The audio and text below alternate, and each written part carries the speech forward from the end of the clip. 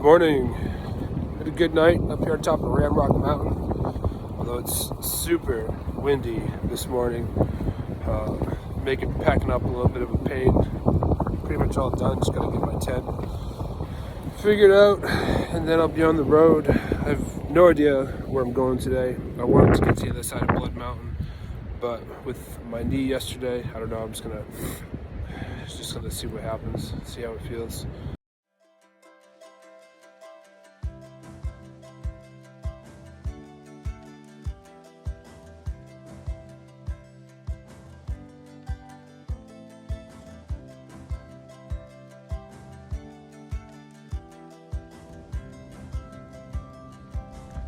Looks like an arbor you could have a wedding at.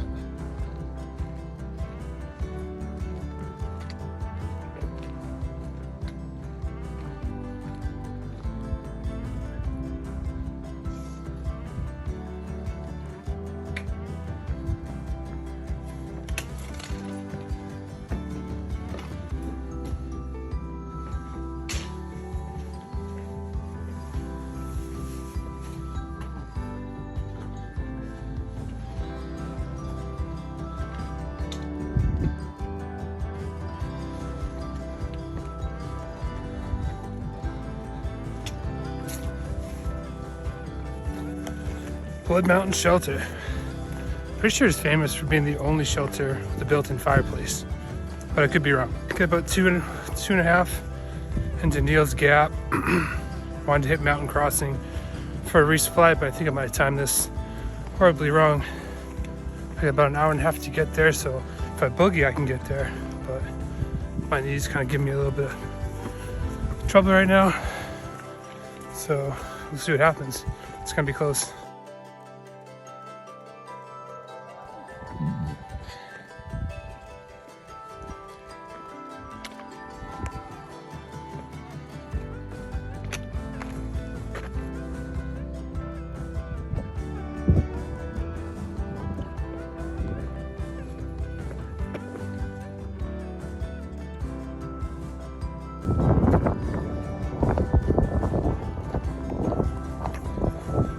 Alright, made it to Mountain Crossings with 20 minutes to spare.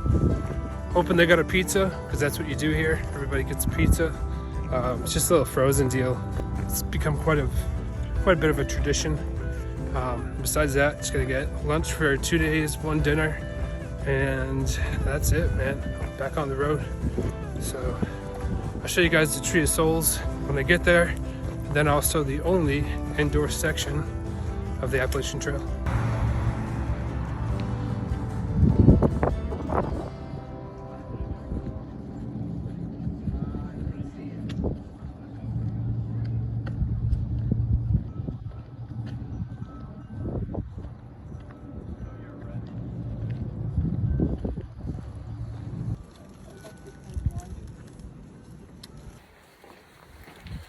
Right, I got my pizza and Coke. There's a bunch of people around, so I didn't want to videotape, but saw a picture of it for a quick video. It was really good. Anyways, here is the only section of the AT indoors.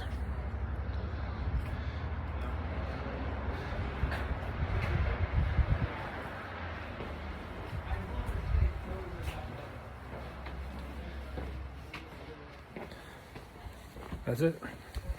Good morning. Started day 4. Getting my liquid IV into my bottle. Thanks, Mel. And having some coffee. And breakfast this morning is granola that my aunt Kathy made me. So thank you for that. It's been really good. So I had a story that I wanted to do yesterday on top of Blood Mountain, but when I got to the top of Blood Mountain, it was getting late in the day, and I was able to get some internet up there, so I checked the store hours for Mountain Crossing, where I wanted to do a quick resupply for like 2 days to get me to Helen, and I saw that the store closed at 5 o'clock, so I had an hour and a half to go 2.5 miles, and so I didn't stop, just boogied down there, and come to find out the store was open till 6, so whatever. I did get a pizza like you guys saw yesterday, so that was pretty cool. Also, something I didn't know I did there was laundry, and you can get a shower. But if you're planning on that, then get there before 5, because there was 2 people yesterday that had tokens or had previously paid for laundry and shower, but they didn't do it up till 5 o'clock. It was 5 o'clock, and the girl behind the counter said, I can give you a refund or you can come back tomorrow, but we cut it off at 5 o'clock, so be mindful of that. The story that I wanted to do is how Blood Mountain got its name. So the story of Blood Mountain: before the Cherokee were in this area, the Creek Indian tribe was in this area. And I believe that the Cherokee moved down because of an ongoing war over land due to trapping, fur trappings, things like that. But somebody fact checked me on that. Anyways, the Cherokee moved down into this area. The creeks were here, and they went to war over this area. As far as the Creek go, they were known to be a very peaceful and giving and welcoming tribe. There's even stories of them finding lost hunters, taking them back to their little communities, feeding them, and then guiding them back to wherever they needed to go. Unfortunately for the Creek people, the Cherokee did win the war and moved into this area, and that's where Blood Mountain got its name. It was a pretty costly war. It was said that the streams ran red with blood by the end, so there's Slaughter Gap and Blood Mountain, and that's how they really got their name. So after the Cherokee won, their tribes spread all over Union County, Georgia. As European settlers came in, the Cherokee and the Americans lived in relative peace for a while. There was a treaty signed between the two in 1819, which gave the settlers, the European settlers, all of the land in the southeast with the exception of northern Georgia and Tennessee. And that lasted until about 1828, when gold was discovered in this area, which gave way to another land grab. In 1830, President Andrew Jackson signed the Indian Removal Act. We're going to go back.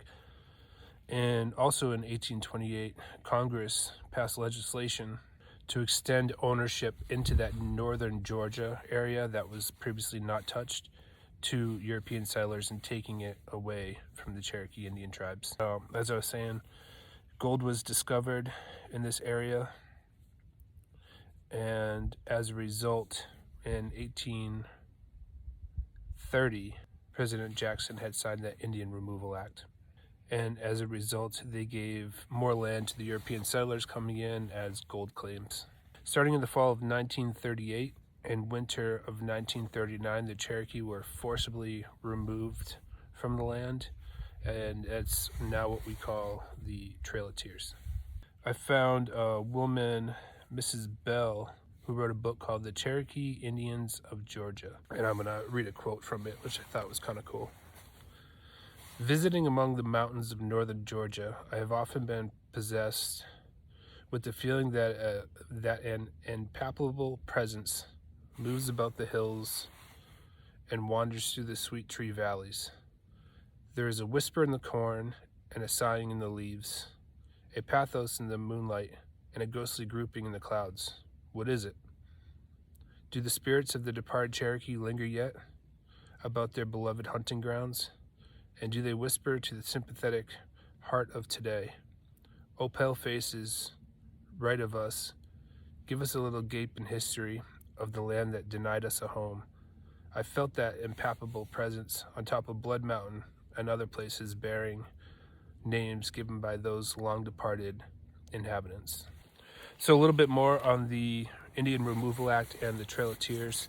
As we said, President Andrew Jackson signed that act into law, which forced all the tribes to cede their land claims east of the Mississippi and resettle west of the Mississippi River. And this act superseded all the treaties that were in place up until this point. The Cherokee Nation actually sued the federal government. Creek Nation versus Georgia, and John Marshall was the Supreme Court Justice at the time, and he decided that the Cherokee Nation must abide by federal law because they are not a sovereign nation. They are a domestic dependent nation. As far as the Trail of Tears go, in 1831, the Choctaw Nation was the first group of people that was forcibly moved from their lands. They were invaded by the U.S. Army and forcibly moved off the land. Sometimes they were even chained in irons and forced to march side by side. One historian wrote, "Without any food, supplies, or help from the government, thousands of people died along the way." It was one of the Choctaw leaders who said to an Alabama newspaper columnist that this was a trail of tears and death. By 1838, there was about 2,000 Cherokee members still living in Georgia. At that time, President Martin Van Buren sent General Winfield Scott and 7,000 soldiers to expedite the removal process of the Native Americans living there. Scott and his people forced the Cherokee people into stockades at bayonet point, while his people, his soldiers, looted their homes, helping themselves to whatever they could find that they wanted. They then marched the Indians 1,200 miles to their new Indian territory. Whooping cough, typhus, dysentery, chloria, and starvation menaced the people along the way. Historians estimate that up to 5,000 Cherokee members died during that forced removal. So that's the story of Blood Mountain, and a little bit more history about the Trail of Tears. Walking through here, it's a solemn reminder of a time that used to be. Seeing Blood Mountain and Slaughter Gap, thinking about the rivers running red with blood. Must have been a ferocious battle, and even worse to come with the Trail of Tears. It's nice to kind of sit and think about things that have happened in the past and think about how we got to the place that we are as a country and where we hope to be, and maybe do it a little bit better. Last three people I met on the trail were all from Maine. We had one woman hiking solo, whose trail name is Solo. She said she likes it because she's hiking solo and she's a fan of Star Wars, so that's cool. And she's telling me that her daughter works for the Patriots in relations and does a lot of work with vets. So she said she can hook me up with free tickets to see the New England Revolution, the soccer team. So that's pretty awesome. And the other two, Nobo Squirrel, and Ninja. So anyways, it's pretty cool. Help people from Maine, close to home.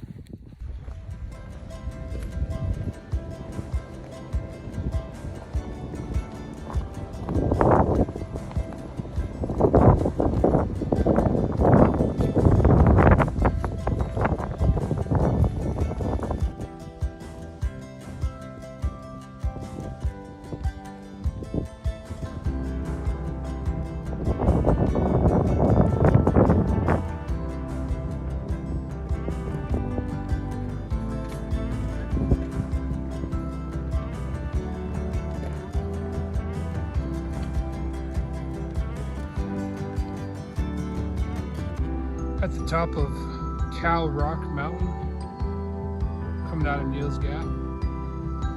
Pretty awesome view.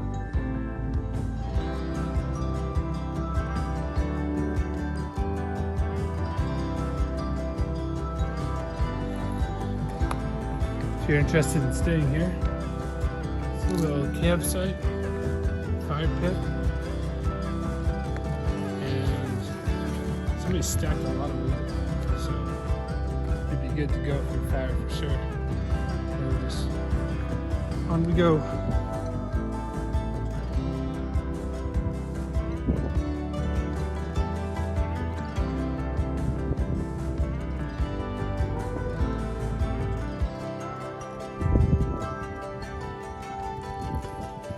Thank you, Rock on Trail. I do got this. Yes, a mile at a time. think I see that. Wonder how many inspirational rocks we get today. Alright, here we go. It says, focus. One day at a time. It's more solid advice. In the military, we say one evolution at a time. Oh, there we go. Be safe.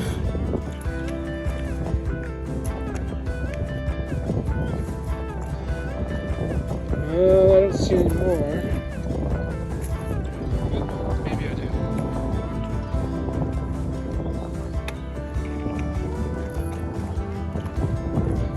More feet away, I think there's one. Yep, there we go.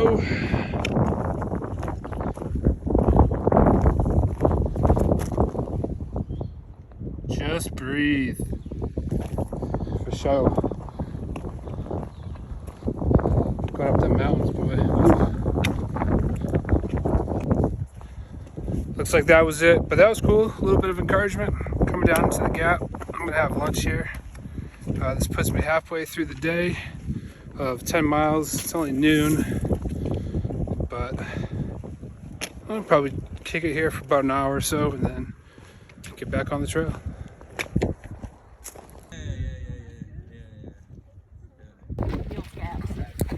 Came down to Tenacity and there's some trail magic happening down here. Got some bars, Gatorade, Pepsi, and Mountain Dew. So super stoked for that. Do you want to be on camera? This is Lori. With Lori. Hook us up with some trail magic. Her husband's up on trail. So thank you. Appreciate it. Oh, you're welcome. Another great view. We were over there earlier, about right there-ish, Cow Rock Mountain. And then down in the gap, and that's where Lori was doing the trail magic. And now we're sitting up here just shy of Whitney Gap, about 0.1 to that.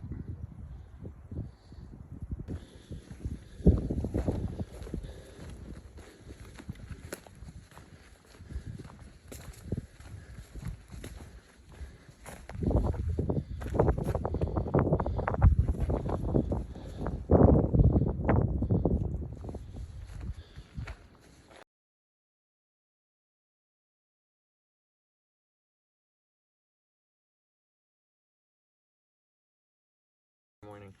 Oh my god.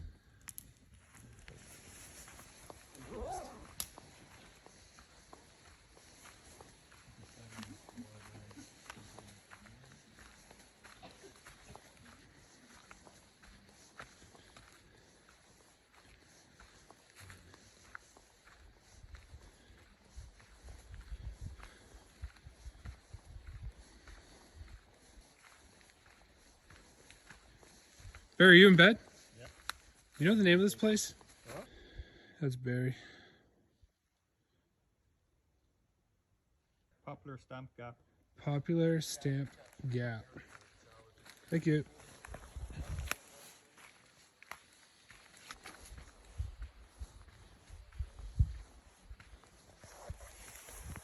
Yeah, it fits about 6 to 8 tents. Nice little spot. About 8 miles to the gap where we're gonna get picked up tomorrow and going to Helen. So have a good night. Good morning. It's the start of day 5. Broke camp at 8:15 this morning.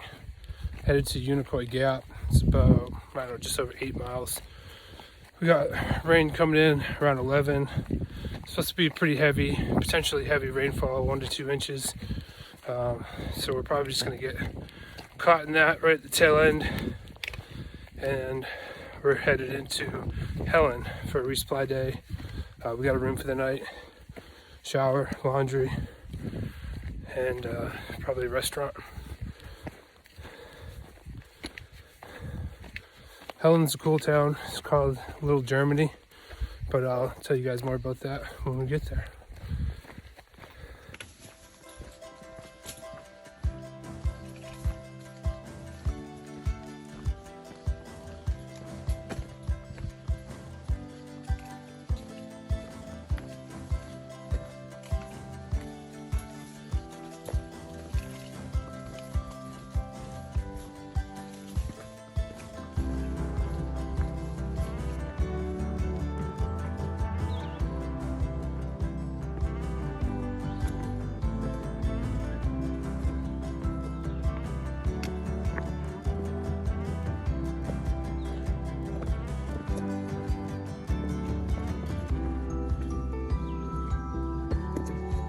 We got 2.5 miles to the gap. A steady stream of rain. Not too bad yet. Knock on wood. Should be in the gap. Depending on how technical the climb down is, hopefully an hour or so, maybe a little longer. Probably a little longer. Then into Helen. So much for a steady drizzle. Alright, made it to Unicoi Gap. About 3 hours and 45 minutes. Not bad. It was over 8 miles, but I don't remember exactly 8 point what. But my knee is absolutely smoked. Hopefully we can get a shuttle before too long and check out Helen. Had a bit of thunder. I haven't seen any lightning yet though. Another storm's rolling in tomorrow night. So it's possible this is going to be a Nero 0 for me. But at the same time, it'll give me a chance to ice my knee, stretch, do all that type of stuff. See if I can do some quick therapy on it before I hit the trail again. So as of right now, that's what I'm thinking. Nero 0. Nero being nearly no miles, although 8 miles was how I started. The first couple of days around 8-9 miles, and then up from there. So not exactly a Nero for me at this point, but the 0 would be no hiking on Tuesday, taking the entire day off. So that's the Nero 0 terminology. But yeah, I'll check in with you guys later.